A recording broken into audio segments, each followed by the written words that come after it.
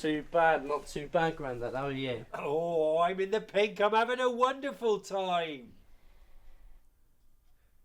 Been up to much then? Not really. Thanks for asking me, tosser. What's up? Aren't you going to ask me Ask you what? what I've been getting up to? What have you been getting up to? Not much. Did I ever tell you about your great uncle? What, the one that caused the Boer War? No, that was your great cousin Cusack.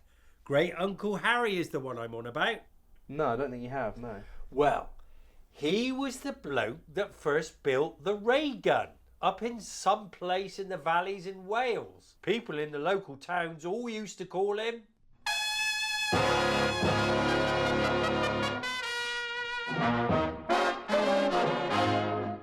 Now, he built this gun, right, and this thing was proper powerful. You wouldn't believe it. And he built it all in his shed. And this gun was like a reconverted M1 Garand, but it was missing the munition stock. And if you shot this thing at a 1 metre by 1 metre by 1 metre block of concrete, it would disappear. No beam of light, no sound, nothing. What if the block of concrete was over a metre? Shut up, you dope. Anyways, not long after, the military heard about this and they had become very interested. So they sent 2 blokes down to investigate, and they see the gun light and they go, blimey, that's proper terrific, isn't it? So then they went back to report this to their commanding officer.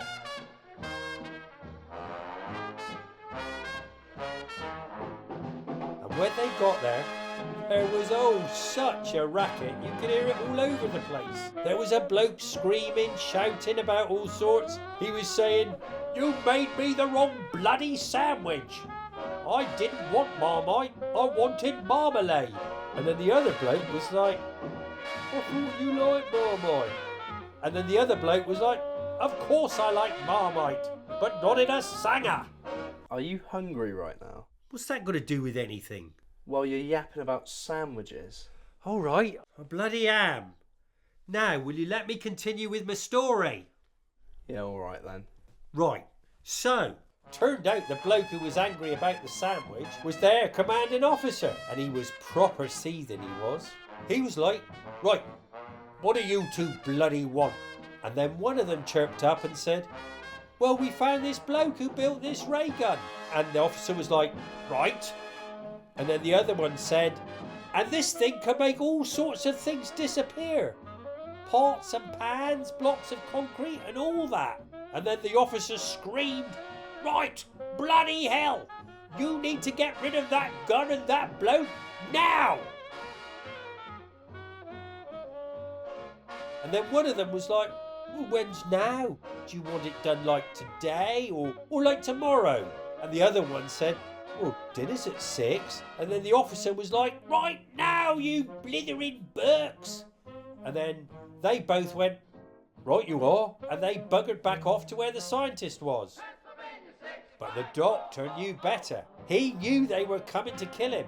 So what he did was, he went out into the bushes and hid from them before they came. So when they did, they weren't expecting what happened next, because they kicked the door in to find he wasn't there. And then they both heard, "Oi, behind you!" And then, bam! He shot one of them.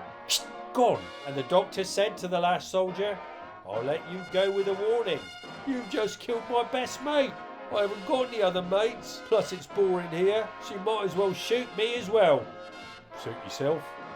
Shot him, and then legged it. Ran off into the sunset and was never seen again. You never saw your brother again? No, of course I did. But isn't he your brother? No, he's Nanny's brother. Right, okay. Well, what happened to the gun then? Well, he went to France, dumped it in the Seine, and he had done with it. I thought he was never seen again. Well, by the public, like, we knew. So that's it then? Yep. Well, that's a bit of a shit story, isn't it? It's only shit because you kept on interrupting. Did I ever tell you when I met the King of Zanzibar? Oh, for fuck's sake.